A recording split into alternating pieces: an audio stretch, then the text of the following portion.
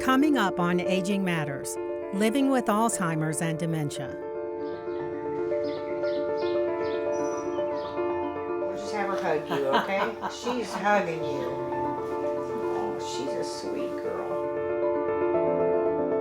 It is no respecter of socioeconomic status or lifestyle or achievement. All of us can be affected by dementia. Good morning, Jim. It's good to see you. You look so pretty. I love that. There's not a lot of resources to help you, especially when you don't have a lot of money.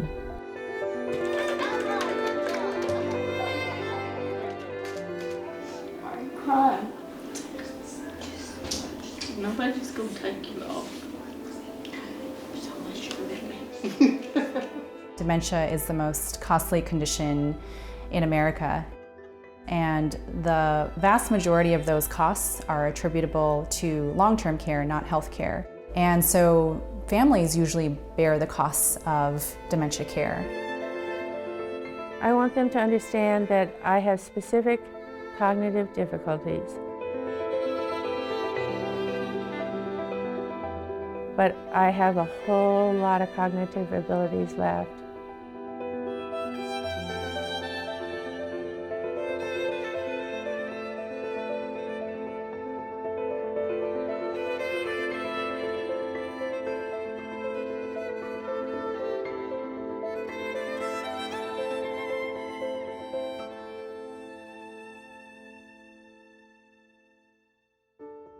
Major funding for NPT Reports Aging Matters is provided by Cigna Health Spring, lead sponsor of NPT Reports Aging Matters. The West End Home Foundation, support in the care of seniors through many organizations in Middle Tennessee. The HCA Foundation on behalf of TriStar Health.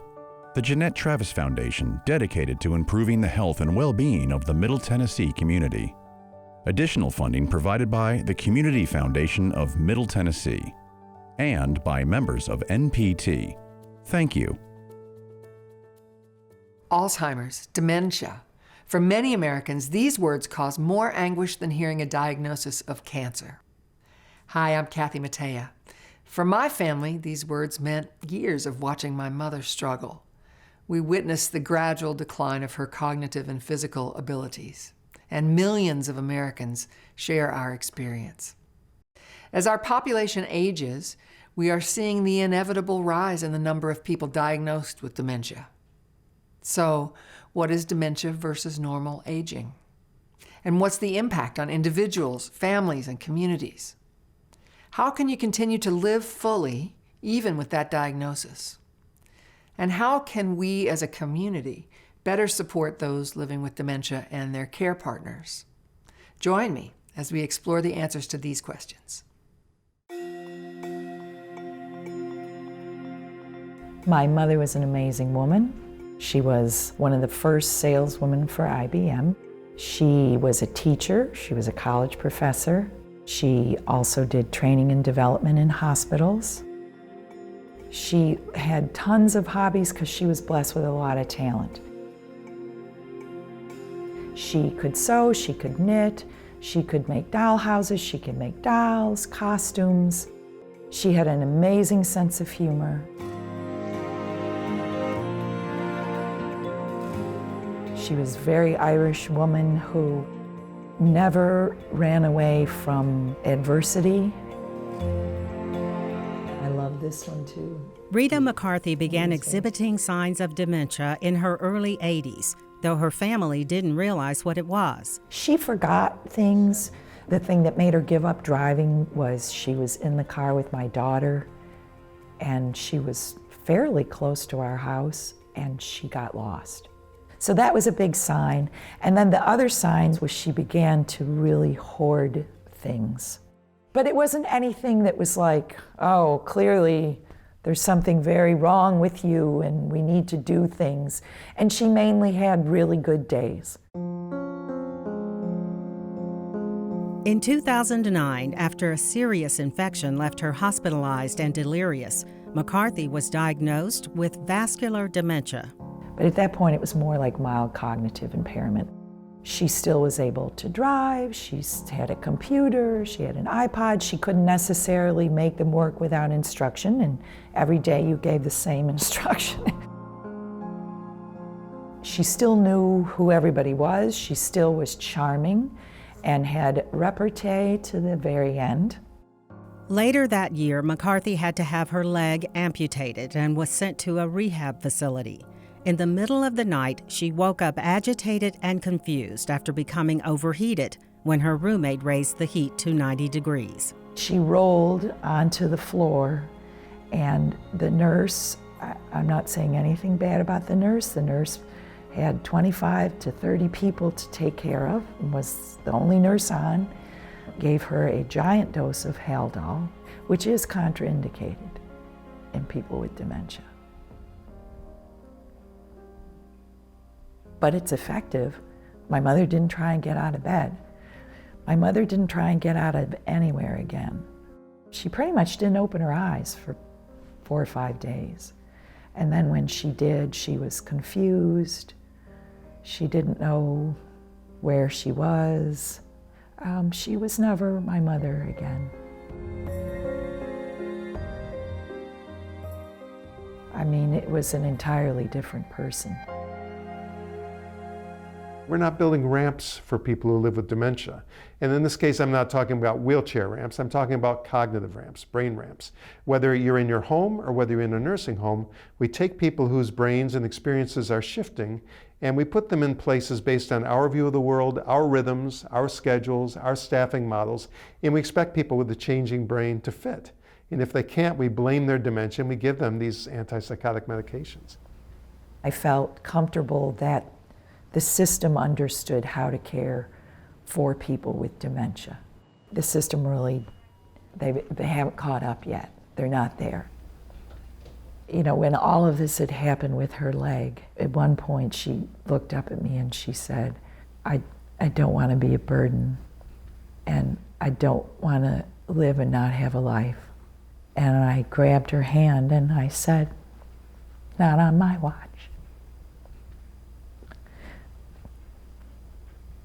And this happened on my watch.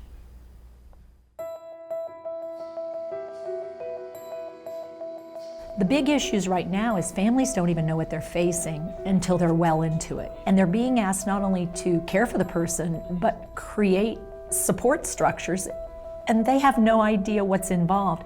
They misunderstand what the government is going to provide, what the resources out there are, what their alternatives and options are going to look like.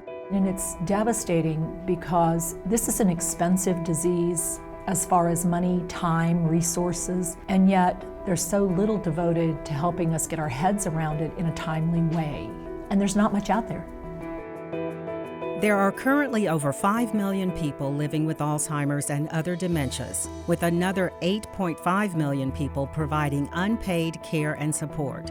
If there are no medical breakthroughs in prevention or treatment, the number of people afflicted with dementia is expected to grow to nearly 14 million by the year 2050. The need for paid and unpaid care partners will also rise astronomically.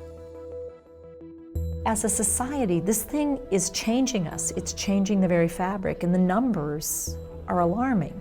So if we don't soon figure out how to take the one person who's living with dementia and start to build a community around this person so that the family feels supported, the care partner feels supported, and we're supporting one another, the numbers are going to devastate us. And we're so scared of this, it's like we're avoiding this idea we're going to need to change. Understanding dementia means understanding the most complex organ in the human body, the brain. The brain is a very dynamic organ, develops over many, many years, and then declines in some respects also over many, many years, but not in a uniform fashion. Some abilities actually improve with age. So your ability to know information, your knowledge of the world, your wisdom, your vocabulary even, actually still improve all the way to your late 80s and 90s. What does seem to decline is speed of processing, and the ability to hold information online, as it were, does seem to decline with normal aging. But is that pathological or is that healthy? We're not entirely sure. And new studies are beginning to change what we thought was normal aging. Dementia is a term that we use to describe a loss of cognitive function, usually memory and other thinking skills. And when they have declined to the point that it affects our daily function, then we call that dementia. Now, Alzheimer's disease and dementia sometimes get used interchangeably because they're very close. It turns out that Alzheimer's disease is one subtype of dementia. Dementia is incredibly different than all other chronic health conditions because there's all these different forms of dementia. Each one progresses differently, and each individual experiences different dementias in different ways, and you can have more than one. Alzheimer's disease accounts for 60 to 80% of all dementias, but there are many different types. The next most common include vascular dementia, Lewy body dementia, and frontotemporal dementia. Recent studies reveal many people have more than one type of dementia. The underlying cause of all types of dementia is damage to brain cells. This damage interferes with the ability of brain cells to communicate with each other. When brain cells cannot communicate normally, a person's thinking, behavior, and feelings can be affected. The symptoms of each type of dementia are directly related to damage happening in specific brain areas. The temporal lobe controls memory and language. The hippocampus, seated within the temporal lobe, helps a person form new memories and recall old ones. It is one of the first areas affected by Alzheimer's disease, which is why memory loss is often one of the earliest symptoms. When language areas in the temporal lobe are affected by disease, a person might have difficulty understanding conversations, or will talk but not make any sense. The frontal lobe controls executive functions, such as thinking, planning, and organizing. It also controls emotions and behaviors. People with frontal lobe damage can have difficulty making decisions, keeping track of plans, or trouble doing more than one thing at a time. Some people with frontal lobe damage undergo dramatic changes in their personality. Often they will become socially inappropriate, making rude comments, or they can become impulsive and make poor decisions that are out of character, while others lose the ability to control their emotions and may become easily angry. As the dementia progresses, more areas of the brain are affected and symptoms increase. In the later stages of disease, the brain damage causes physical complications, such as trouble swallowing food or problems with being able to walk. When people start having these problems, they are at increased risk for falls, pneumonia, and malnutrition, which eventually cause death. Paula Ann Gordon didn't realize she was having serious cognitive issues until her daughter brought it to her attention. One day my daughter wrote down every time for a 2-hour period I repeated myself or I went in the room and came back and didn't know why I was in that room. And when she wrote all this down on a piece of paper and I saw 2 sheets of paper within a span of an hour, I started realizing maybe there was a problem. After many hours of testing with a psychiatrist, Gordon received a diagnosis of mild to moderate dementia, probably vascular type. She was 57 years old. Gordon is among the 4% of people diagnosed with dementia before age 65. The largest percentage develops dementia between 75 and 84 years old. By age 85 and older, somewhere between 25 to 50% of people will exhibit symptoms of dementia. It is no respecter of socioeconomic status or lifestyle or achievement. All of us can be affected by dementia. Aging, of course, is the primary risk factor, and we used to kid around when I teach students that the best way to prevent dementia is to die young. And that still is the case today. It is an age-associated illness. There's no question about it. While age is the primary risk factor, race and ethnicity play an additional role. Nationwide, Hispanics are 1.5 times as likely as whites to have dementia.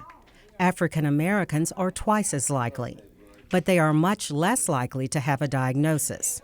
And when they do get a diagnosis, they are more likely than whites to be in the later stages of the disease. Compared to white counterparts, Hispanics and African Americans, as self-reported, make lower incomes and have, I guess, less of a life satisfaction by comparison. And I think put together with a number of factors: poverty, disorganization in the different communities, a healthy skepticism of health systems, all coupled together for African Americans and Hispanics to be disproportionately affected by the disease. Here's some water. This one. Despite the millions of people currently living with dementia, studies estimate that only 50% are ever formally diagnosed by a physician. To some extent, I think there's still the belief among physicians and the lay public that this is just normal aging. That if you're older, that you're getting confused, that's normal, right? I also think there's therapeutic nihilism among some doctors, in the sense that, well, it's degenerative, what's the point of making a diagnosis, there's nothing you can do. And I think there's a lot of reluctance among many physicians to get into more complicated brain diagnoses, which are admittedly hard to treat. It's difficult to find the time in a busy private practice. I did private practice for several years, and you constantly have a revolving door of people coming in. And geriatrics in general and caring for people living with cognitive changes does take time. And if you're going to do it effectively, you have got to push that schedule aside a little bit, because there's no quick way through this. We've never had enough geriatricians to take care of the geriatric population. That deficit is only growing because the baby boomers are now in the geriatric age group and people are still living longer. We're well behind where we need to be in finding enough providers for that population. Thank you for the help. It's a pleasure. Always good to see you. Finding a specialist to diagnose and treat dementia can also be a challenge. Nationwide, there are fewer geriatric psychiatrists and neurologists than can meet the current needs of those seeking care. A recent survey found demand for neurologists exceeded supply by 11% in 2012. By 2025, that gap will increase to 19%. After the initial shock of the diagnosis, Pauline Gordon had to deal with the implications of a long-term illness that would gradually change her abilities. The first thing, of course, is that I know that I can never work again. And there's a double financial loss that I don't think other people think about, and it's that the spouse usually has to stop working to take care of the person. So there's a big financial impact. There's also a big loss of independence from not being able to drive yourself around. If I want to get up and go and get a milkshake down the street, I can't do it. And it may seem silly, but it's just in your heart, you know that you're not able to do the things you were able to do. Most of Gordon's symptoms are not outwardly visible. She struggles with simple math, being able to retain information she's just read or heard, and retrieving the right word in conversations. If I were out and about meeting someone, they would not know that I had dementia. And in fact, the people I have told that I have dementia, family members and so forth, I said, "You can't have dementia, not you. Are you sure?" I said, "I'm pretty sure." The other thing that happens is everybody says, "Well, my mother does this, and my father does this, and I do this, and do you think it's dementia?" People are very, very much afraid of dementia. Research backs up Gordon's experience. A recent survey found that Americans fear Alzheimer's more than cancer. Most feared being unable to care for themselves or being a burden on others, as well as losing memories. We value our memories and our cognitive functions very highly, and the thought of that changing or becoming less acute than it is now is very scary to people, I think. And I think the larger thing is just that all of our public awareness really leans on stigma about how the person is fading away, calling dementia the long goodbye. And that really actually exacerbates the fear rather than helps people to have a greater understanding of the person's experience. Gordon has felt the sting of that fear and stigma within her own family. People look at you as if you're damaged. My mother had a really tough reaction to it. She had this image of this perfect daughter, and she couldn't accept that there was anything wrong with me. She didn't want to tell her brother or sister. She didn't want to tell family. She was in denial for up until the day she died, I think. Being afraid of something actually blocks us from better appreciating it and developing any kind of plan of interaction, because all we want to do is flight from it or fight with it. And neither of those things are going to take us to a plan. So we've got to find language and an openness to start discussions. The wrong assumptions that people make about a person with dementia is that they're automatically end stage, they have no mind left, and they're ready to go. And I think that people don't realize that there's a long span of time where you're not in that state. You're still functioning pretty well. There is a good quality of life with dementia. I think you have to go out and find it. The doctors are not going to help you find it. The physician is often the point person when it comes to the diagnosis and the initial information sharing and support. But the reality of medical practice is such that that person is not going to be the primary point person for ongoing support. There really needs to be a lot of personal and social support in the community. Frustrated by the lack of information coming from her doctor and finding no local support groups for those living with dementia, Gordon turned to her computer. She soon discovered online support groups, Facebook groups, and organizations run by and for those living with dementia. My family and my grandchildren are going to Disney World this end of this month. I would love to go along, but I know I wouldn't handle the crowds well. I wouldn't handle all the lights and sounds and bells and whistles. When I stumbled upon these people who are living well with dementia, I was very happy. I mean, it was a very, very happy moment because I realized it wasn't all doom and gloom. And I'll enjoy it from a different point of view.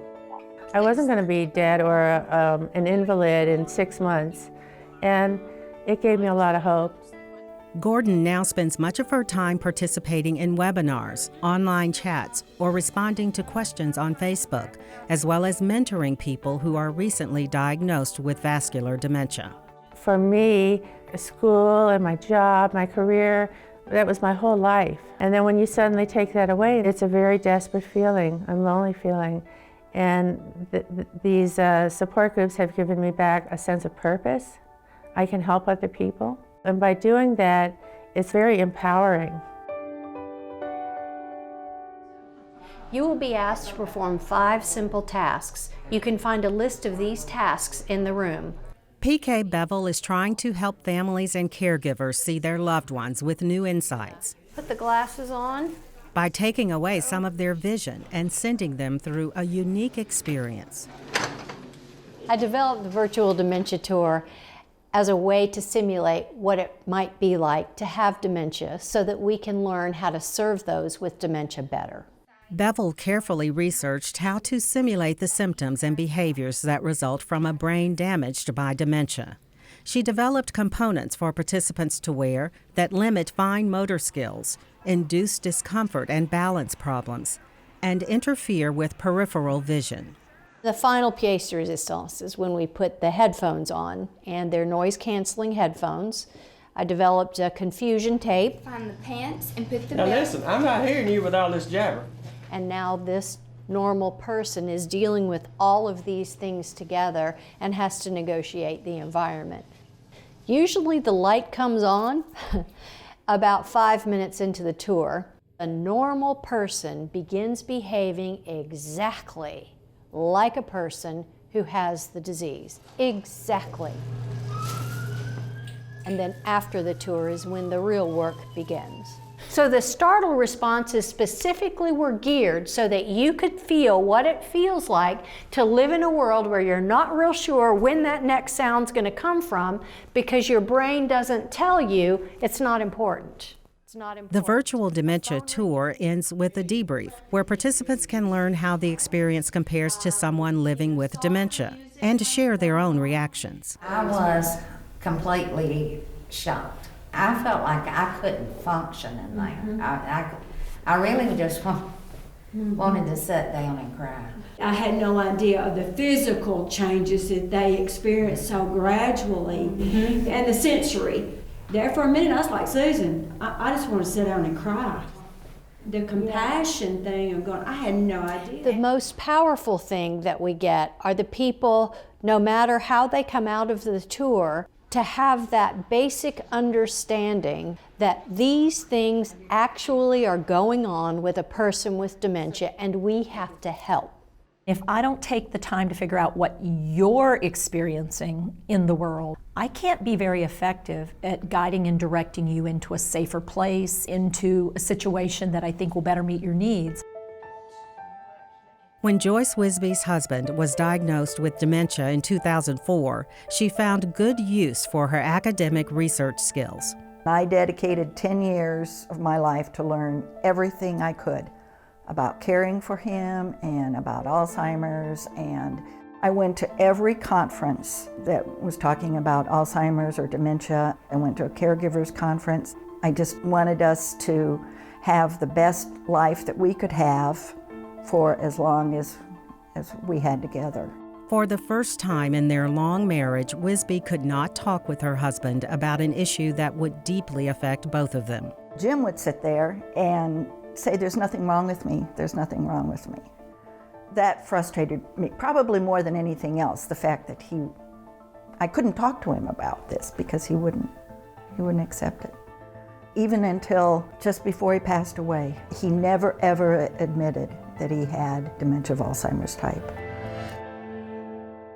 An estimated 42% of those with Alzheimer's do not recognize they have the disease. For care partners like Joyce Wisby, this means working alone to create a support system and plan for the future.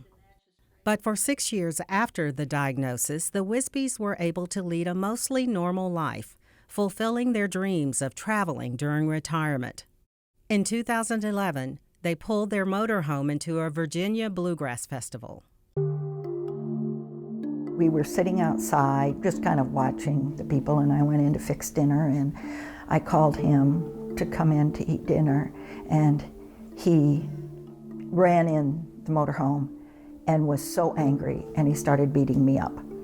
And he threw our dog, and he would not settle down. Joyce Wisby endured 2 hours of her husband's rage, trying her best to calm him before calling the police. That was when I knew that what we'd experienced was now over. From that time on, it was like walking on eggshells, every day. Caring for someone with dementia takes an emotional and physical toll, to the tune of $10.2 billion in additional health care costs for care partners in 2015. Nearly 60% of dementia caregivers rate their emotional stress as high or very high, and 40% suffer from depression. This disease wears people out. As a person's dementia is progressing, I'm going to be providing more support for them. And it moves from just trying to convince her to put her clothes on or change her clothes or to take a shower to actually physically assisting her to do that thing. And as I'm doing that, I'm having to let go of the relationship we used to have in order to deal with the current relationship. But so is she. And depending on her tolerance and her ability and my skill, that can be a really painful process for both of us. It's a beautiful code. It is beautiful. The Wisbys' journey spanned 10 years before Jim died, and Joyce found herself learning about another process, grieving. I was happy that his journey was over because the last 10 months were very, very difficult. I felt relief because I was finally free as a caregiver. Then it started setting in my sadness that, I didn't have Jim. Wisby now channels her energy into helping others through the journey. Well, welcome. We're so happy that you're all here tonight. And she offers her 10 years of hard-won knowledge of dementia care to the members of her own support group. We'll go around and you can just tell us what your journey is. I find that people are really overwhelmed in many ways about what is happening. And, many times they're still working and they don't have the time to put into the research that I did. I mean, I dedicated my life to this. People don't always have that knowledge. Also, they're not ready to accept it either. They ask a question, I give an answer and they say, but. And then you know, they're just not ready and they're not there yet. Put your hand around your open eye and I want you to look down and see how close this floor looks. Doesn't that kind of make you dizzy? Debbie Miller often gets the panicked calls when families realize they need help and have no idea what to do. She opened a home care agency in 2008, but quickly realized that professional caregivers often did not receive any specialized training in dementia care. We'll have people in our training class that have had 30 years of experience and have never had any training. It's amazing. Today, for example, a lady in there with 17 years of experience and didn't know some of these skills. I mean, she really had some aha moments like, wow, I wish I had known. She even said that to me. I wish I knew this 15 years ago. Why do you think we would want the client on top? Because it lets them know that they are in charge. Exactly. Right. Exactly. Half of all states, including Tennessee, have no regulations requiring dementia training in the Certified Nurses Aid curriculum. These states follow the minimum federal mandates. Nationwide, only 6 states require a specific number of hours on dementia training. After watching her staff struggle to care for their clients, Miller educated herself and developed a training program for the entire staff. Knowledge leads to better care. And when they know what to expect and how to respond to that when they see it, it makes for so much smoother and a much more comfortable situation for everyone involved. Miller's business is part of the large and growing industry providing long-term care services to those living with dementia. A recent study estimated $109 billion is spent annually for dementia care in nursing homes and assisted living centers or home-based professional caregivers. By the year 2040, as the population ages, that number could rise to $259 billion. We don't talk about what this disease looks like from its beginning to its end, and how many people are going to make the entire journey, and what the price tag of that is. I mean, that's one of the crazy parts, is we're not dealing with this as a country or as a state or anybody else dealing with the reality of the financial implications of this disease. There is no way to deliver the amount of care you're going to need unless there's a huge price tag on it. Dementia is the most costly condition in America, more costly than cancer and heart disease. And the vast majority of those costs are attributable to long-term care, not health care. And that means the assistance with activities of daily living like eating, bathing, dressing, and taking medications. Medicare does not cover long-term care, except under very special circumstances. And so families usually bear the costs of dementia care. People living with dementia incur an average of $10,500 per year in out-of-pocket expenses for health care and long-term care, even with support from other payers, such as Medicare or Medicaid. People of similar age without dementia incur only about $2,500 per year in out-of-pocket expenses. A recent study found that on average, families caring for someone with dementia in the last 5 years of life spent about 32% of their household wealth. These expenses hit African American families particularly hard. They spent nearly 84% of their household wealth on care expenses. The biggest strain is on middle-class families. They are not wealthy enough to pay for their own long-term care in nursing homes and assisted living facilities and for home health care. And they're not low enough income to qualify for Medicaid either. With state Medicaid budgets under strain, there are still a lot of problems with accessing the services, even if you are eligible for Medicaid. So you might find yourself on a waiting list to receive those waiver programs. The majority of people with dementia live at home, which means spouses or their children carry the largest burden of the care responsibilities. 62% of caregivers are women, most often wives and daughters, and 34% are over the age of 65. But many family caregivers also don't have any training in how to best care for their loved one. You can't help but see the educational void out there. Families are really overwhelmed. They don't understand what's going on. It's scary, it's stressful. Their heart is in the right place. They want to do the best for their loved one, but just don't have the skills. So tonight we're going to get a little glimpse at the brain and why we're seeing some of the behaviors that we're seeing. We're going to talk about some techniques. Miller now spends anywhere from a third to half her time offering dementia care education to churches, organizations, healthcare facilities, and senior centers. It's really important for family caregivers to be educated. First of all, education equals better care. When they get it, it changes everything. It absolutely changes everything. And I've had so many people tell me that, oh my gosh, I get it now.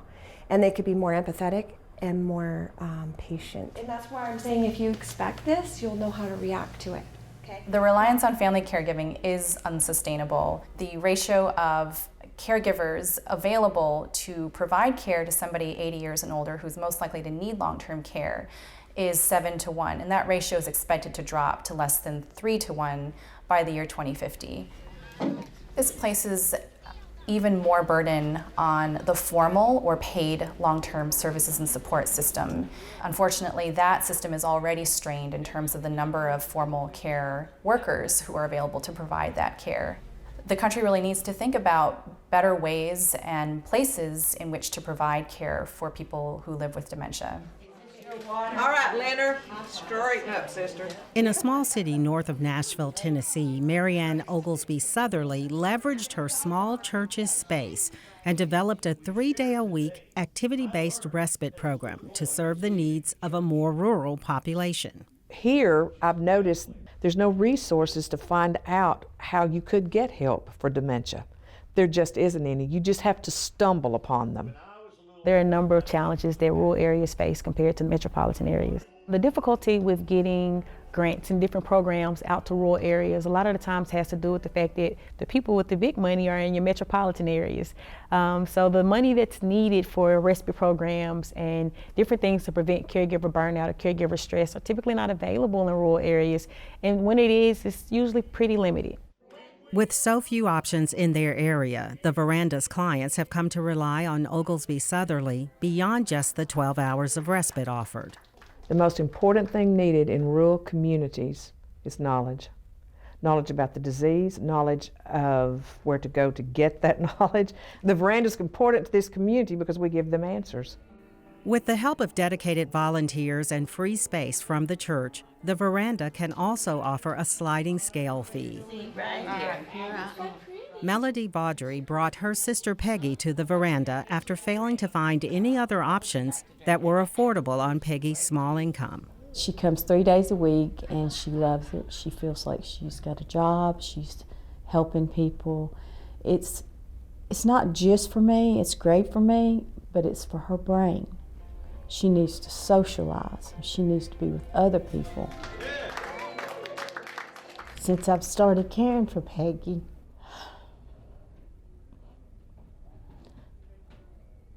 it's just hard. It's like being a grandmother to a little baby that's living with you because I'm constantly having to care for Peggy. I like that bracelet. Look, let's put it on right. She can still feed herself and she's using the bathroom. All those things are going to happen, though. They say they are. They're telling me I'm going to have to change diapers. That's not what I plan on doing. I'm just telling you, I don't plan on changing diapers. But Vaudry does not yet have a plan to pay for that labor-intensive and expensive care. There's not a lot of resources to help you, especially when you don't have a lot of money. And I could never ask my husband, should we pitch in? I mean, I feel like I'm doing the best job I can do caring for her. I would never want him to feel like financially we have to take care of her also. Vaudry joins many care contributors in facing the dilemma of jeopardizing her own financial security to help a loved one with dementia. A recent survey found that 43% of care contributors had to cut back on their own savings. 20% spent money from their own retirement savings, and 15% borrowed money. As long as her sister is able to attend the Veranda, Vaudry is grateful for the service. The best part for me is just, I hate to say this, but being away from Peggy. I cannot do it every day, all day long. It's just too much. The more help I get, the saner I'm going to be, and the better I'm going to be at caretaking for Peggy. Churches are going to have to be on the forefront of dementia care. If you're in some of my family's positions, 4 hours is a lifetime. So even if it's just 1 day a week, any church could have a program 1 day a week for their seniors. With the cost of caregiving, if the church doesn't get on board, it's going to be bad, because they should. They have plenty of space to do it. $1 million buildings sitting vacant all week long. As the need and demand for services increase, some organizations are finding they can have more of an impact by working across the boundaries of their individual missions. In Knoxville, Tennessee, 3 groups collaborated to better support families and expand the resources available. At the University of Tennessee Medical Center, the Cole Neuroscience Clinic teamed up with a local nonprofit to better meet the needs of their patients. Alzheimer's Tennessee now provides a licensed social worker who offers families help while sitting in the corner of the waiting room. She coordinates her efforts with the clinic's social worker and can provide support beyond office hours. Hi there, how you doing? When this program was started, it was because of a need that we saw in terms of translating diagnoses into real life. Because the implication that you have dementia is so broad, and it doesn't give the family any sort of a support network as to what do I do next. They often get this diagnosis and they don't even know what to ask. So it's a week or two later when they've left the doctor's office and they're like, what do we do? So it gives them an opportunity to use us as a resource on top of what Cole can do for them. Just support, someone to talk to, finding resources. I feel like the collaboration is successful because we have so many patients that are networked into the Alzheimer's Tennessee support groups, and then vice versa. I think it's an idea that there's a partnership and families feel like everyone's working together for us.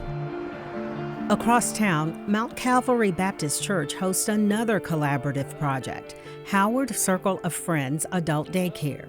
Alzheimer's Tennessee administers the program but uses space donated by the church. When we started the program, there were some things that they had in place already, and there were some opportunities that we had that they could take advantage of without reinventing the wheel. And so we decided to partner.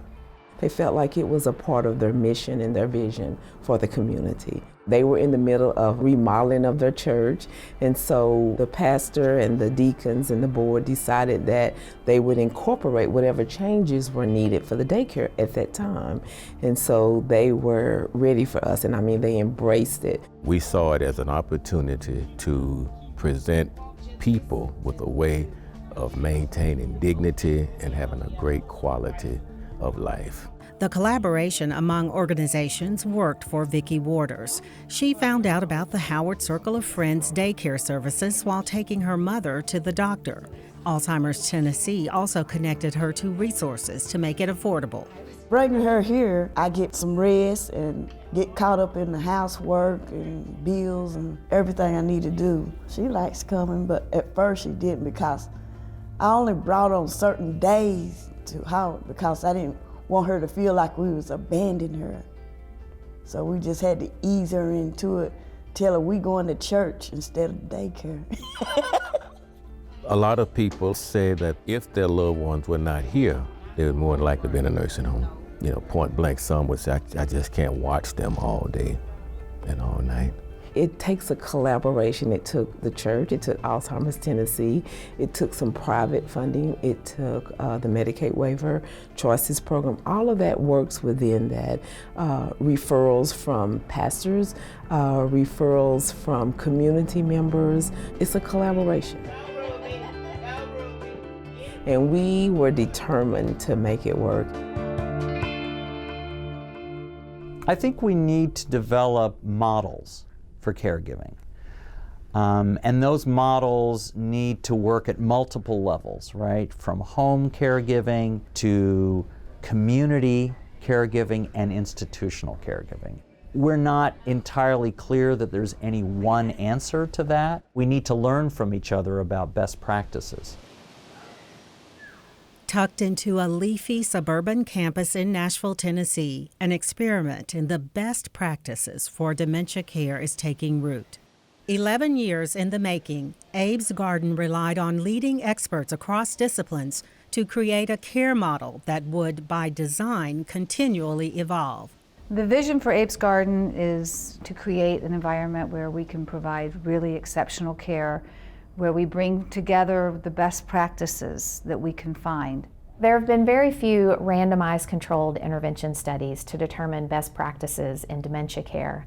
So there's still a tremendous amount that we don't know about how to do this the best way. What's unique about Abe's Garden is their mission to continuously evaluate their programs in a scientifically defensible way, and also to develop and evaluate new innovative approaches to dementia care. Abe's Garden was born from the Schmerling family's struggle to find good care for their father, Abe. In the 11 years he lived with Alzheimer's disease, his family tried every possible care option for him. One of the things that we noticed is every time we changed the care or the environment, we'd see a decline in how he was functioning. We wanted to find a place where he could stay and age and be able to go through the changes without having an upheaval in his life. And that set us on a course, especially my brother Michael, to identify what is it we wished we did have. And he's got the vision, but he also knows how to pull partners together to make this happen. One of the first collaborators to sign on was Vanderbilt University, providing access to physicians, dietitians, social workers, and researchers, anyone who could help define what best care practices might include. That was part of the initial planning process. Over the years, we've talked to other communities. We've had charrettes with national leaders to look at our design and give feedback. We were able to show them what we were thinking about, and they were able to look at it and say, you might want to consider these changes. And a lot of what they shared with us helped shape what we ultimately see when you look at Abe's Garden now. Abe's Garden also designed its evaluation systems with an eye toward research by Vanderbilt University as well as other institutions. Abe's Garden is really committed to serving as a national model for dementia care, and part of that mission involves being actively engaged in research. The standardized assessments that they're doing with the residents and the other information systems that they are putting in place really sets the stage for investigators like me to do much more rigorous dementia care evaluation. The most visible result of the long design process is the physical environment. So the physical environment can be considered a treatment for dementia, because if you can create an environment where those disabilities of not being able to find your way, for example, do not become a handicap, it can help you function better. The facility is divided into 3 houses, each with different colors, flooring, and decorations to help cue residents to where they are. The houses all open to a central courtyard that allows easy access to the outdoors as well as an abundance of natural light. The courtyard is very important to us. There's raised flower gardens and flower beds where they can plant vegetables and herbs and see that cycle of life happening in their own garden.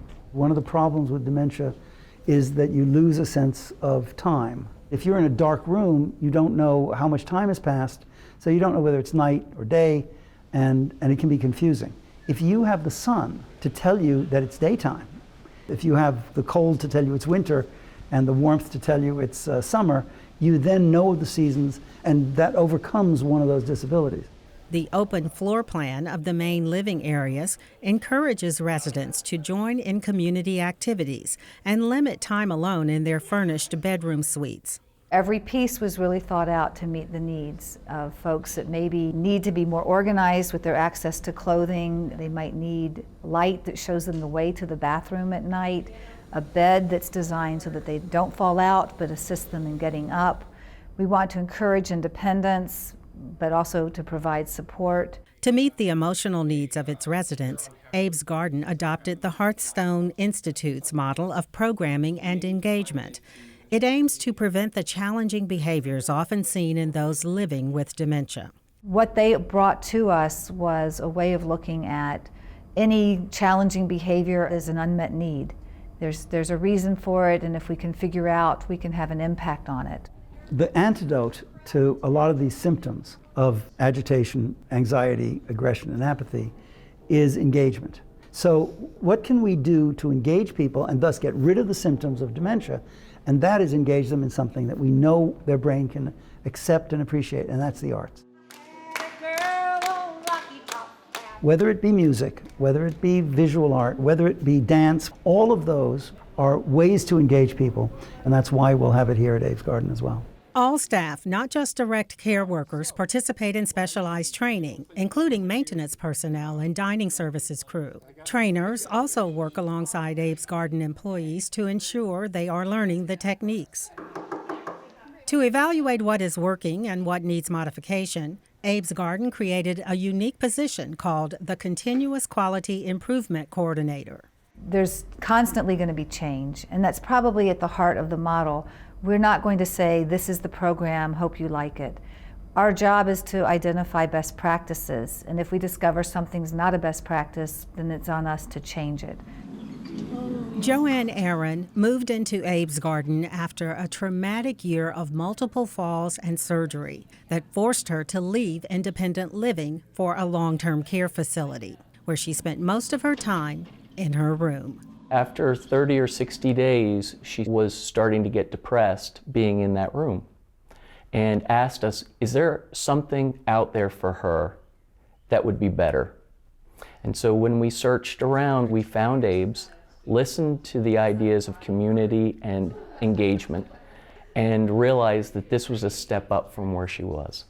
Aaron's medical issues and need for pain medicine contributed to a significant decline in her functioning before she arrived at Abe's Garden. She was having trouble finding the I in bingo.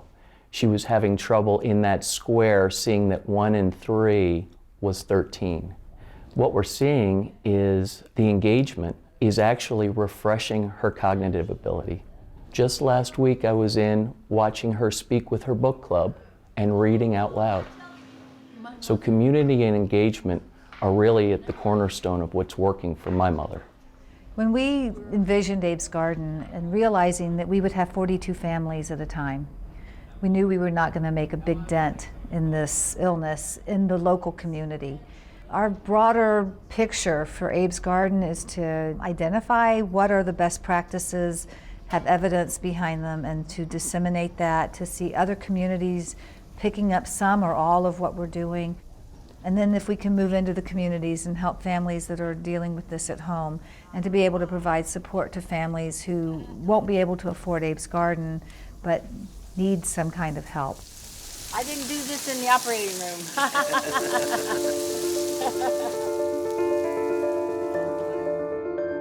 The most important element of the Abe's Garden mission is to share what they've learned with others. There are so many more people who need this type of care than what any one place is able to provide.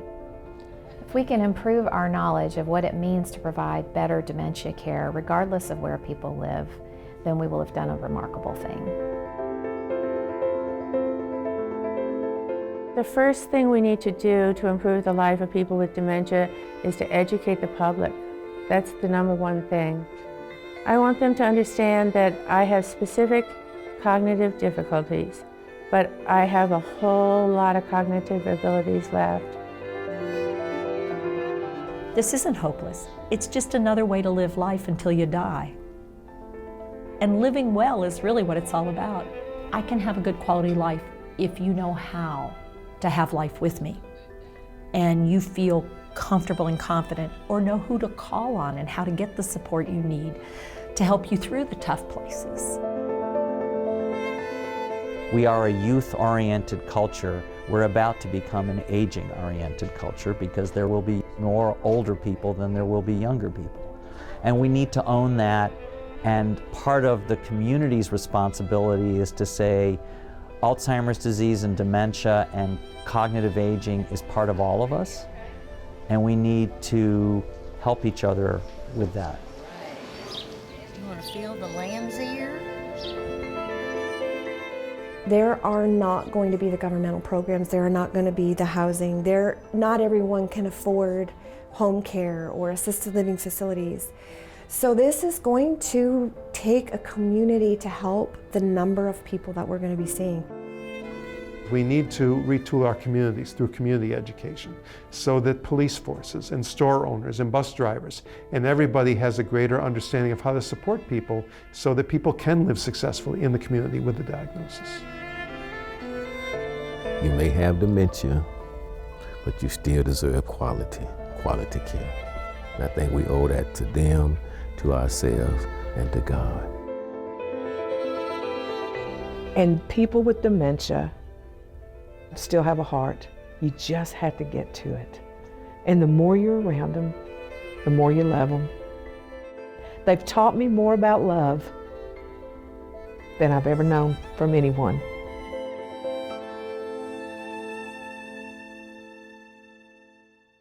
I know from my own experience that living with or caring for someone with dementia can be excruciating at times. But in the middle of all that pain, there are unexpected gifts. Like the afternoon I sang with my mother. She was tone deaf and would never sing in front of anyone for her whole life, and that day I saw a joy in her that I never saw before. It gave me a glimpse into the innocence in all of us, and that for me was the gift of Alzheimer's. While no one welcomes a diagnosis of dementia, more and more of us will have to face this reality. We can't afford to ignore the future.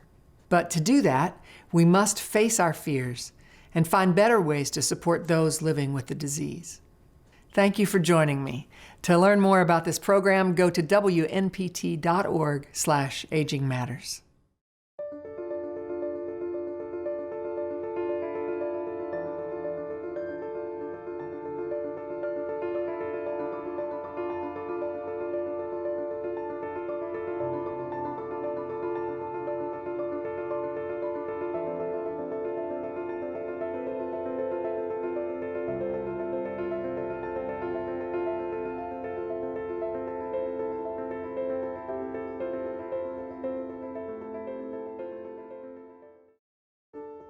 Major funding for NPT Reports Aging Matters is provided by Cigna Health Spring, lead sponsor of NPT Reports Aging Matters. The West End Home Foundation, support in the care of seniors through many organizations in Middle Tennessee. The HCA Foundation on behalf of TriStar Health. The Jeanette Travis Foundation, dedicated to improving the health and well-being of the Middle Tennessee community. Additional funding provided by the Community Foundation of Middle Tennessee and by members of NPT. Thank you.